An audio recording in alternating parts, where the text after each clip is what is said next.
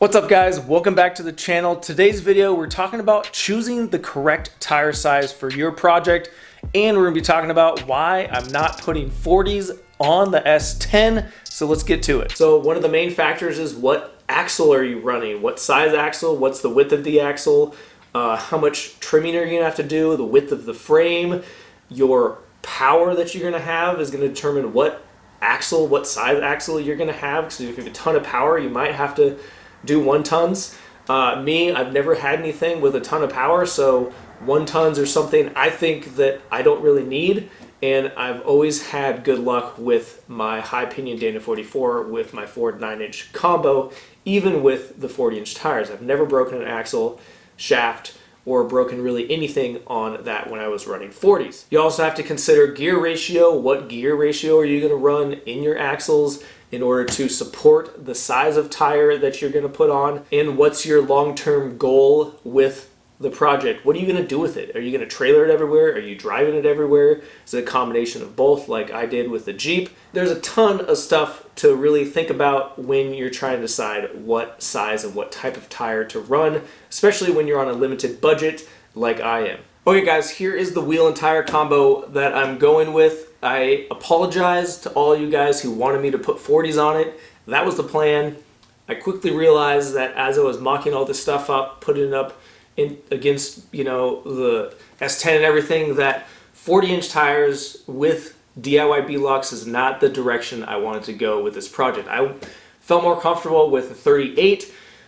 Wasn't able to really find a good 38, so I ended up with these 37s. Now, most S10s with 40-inch tires on it have 1-ton axles. So we're talking 69-inch to 72-inch wheel mounting surface axle width. The axles that I'm putting onto this S10 are half-ton axles, Dana 44 and a Ford 9-inch, which are 65-inch wheel mounting surface. So this thing's going to be a lot narrower than these S10s with 40s on it that are big looking monster truck things. That's just not really the direction that I want to go with this. They look awesome and they wheel really good, and I'm not knocking that in any way, shape, or form, but what I want to do with this, I think this size is gonna be better for me. Went on Facebook Marketplace. These were the only ones that actually showed up. These are 37, 13, 50, 17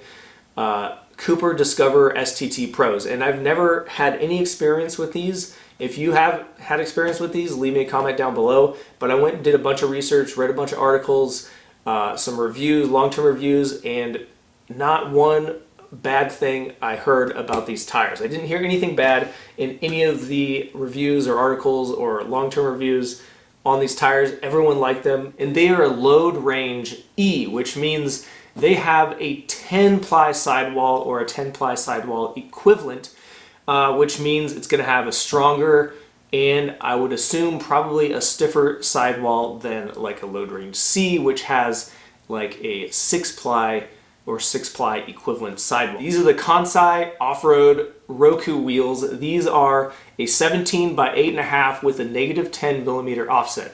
And these are the 5 by 5.5 or 5 by 139.7, whichever way you want to measure it. So I'm going to be curious. I am going to air this down probably in the teens. I'm going to treat it like a beadlock and see what happens.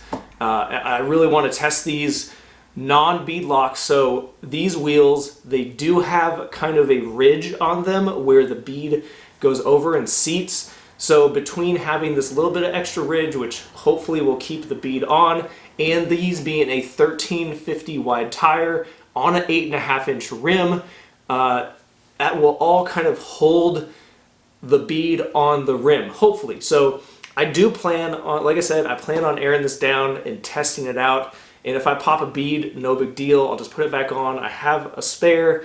I have all the tire tools I need in order to fix it. This thing's gonna have onboard air, so I'm gonna push it to the limit, test it out, and run it like a beadlock, and we will see what happens. Now, these wheels are about $140 a piece for a 17-inch aluminum wheel with a little bit of the bead ridge to help it on. I think these are a great budget aluminum wheel, and I'm excited to test the limits of the bead on these things. Shout out to my local off-road shop, Chaotic 4x4, for doing the mountain balance on this thing. Make sure you guys support your local off-road shops. So the next thing we're going to talk about is gearing. So obviously I have 538 gears, not obviously because a lot of you might not know, but I have 538 gears in the axles that I have right now. So with the 40-inch tire, we are in the green, which according to our gear ratio chart, it's similar to factory gear ratio. So going down to the smaller tire, the 37, it puts us down in the red, which means that we are at a higher RPM on the freeway at higher speeds. We are going to be at a higher RPM, but with that being said, we will have more power. We're going to feel like we have more power off the line. It's going to crawl a little bit better, and it'll be better off-road with the 37 for sure. And I'm not going to change out the gears in here to a 513 or something like that. That would be put me back in the green, because who knows, I might end up going and put 40s on this, and then I'll be upset that I went to a 513 when I already had 538s. So I'm just going to leave it the way it is and see how it goes. And the last thing is weight. These wheels and tire, this combo package weighs 106 pounds. The 40 with the DIY beadlocks weigh 156 pounds per wheel and tire. So this is a weight savings over the 5 tires running the spare of 250 pounds. That's a lot of weight. These things weigh a lot. There's a lot of less rotating mass, so I'm going to be less worried about breaking parts on my axles because my axles are built for 40s. So here they are side by side. You can see clearly that this Pro Comp is much bigger than this 37. They are the same width, so 1350 and a 1350. This tire is in much better condition than this tire. And another thing that I didn't mention is obviously with your beadlock right here, you're no longer DOT approved, so that could be an issue. So let's go back to about 2009 when I first bought my Jeep. It came with 33-inch tires and ARB lockers front and rear that didn't work. I thought this was amazing. And my dream was to have 35-inch tires. And it didn't take long before I realized 33s were not really gonna cut it. So I scraped up enough money and bought Nate's used 35s and put them on my Jeep, and I could not have been happier with a 35-inch tire. So most of the trails in our area and across the country have kind of a trail rating, a difficulty level, and it gives recommendations based on tire size, lockers, body armor, stuff like that. And I think, in my opinion, over the years, the sport has evolved and has gotten, it's just way more difficult. People are getting more into it. There's more people. And I think the standard of a 35-inch tire has now changed up to about a 40-inch tire. And I think this change definitely comes down to the 4x4 groups and people getting involved, putting their hands on the trails and taking ownership of these trails, maintaining them, and actually, making them more difficult over the years, because with a 35 there's limitations with a 35 with your ground clearance and airing down and all things like that. I ended up going to a 36, and it was an amazing difference going to a 36. I could not have been happier again. And then I got the opportunity to buy Nate's 40-inch Pro Comps, the one that I have right now, and I was not really ready. I made a whole video about trying to fit these 40s on my TJ after I took them to King of the Hammers. I had a ton of issues with clearance, but it took me about a year of four-wheeling my Jeep with those 40s in order to dial in the flex and the clearances and all that stuff. It took me a long time, but I finally got it dialed in, and I used it for the last 2 years exclusively with the 40s, and I love them. So I think a 40 is a tire that is a great size for a rock crawler. And now there's JKs all over the place with 40s on it. It's just JKU and 40s is like standard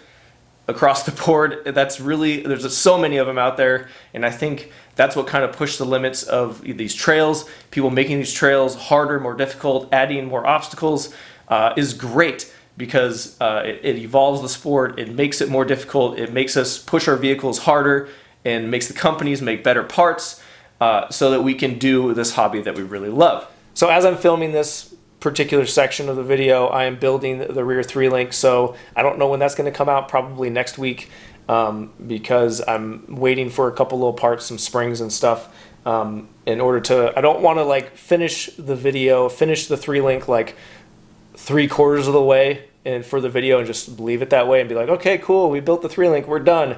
I want it to be totally done so we can move on to the next part of the project. Anyways, you can follow me on social media at MuddyBeards4x4. We got a website, we got shirt, stickers, stuff like that, muddybeards4x4.com. We have a link to all of our sponsors down in the description below and on our website with discount codes, mostly Barnes 4-Wheel Drive, who is providing all of the parts for our suspension build for this project, the bed rack.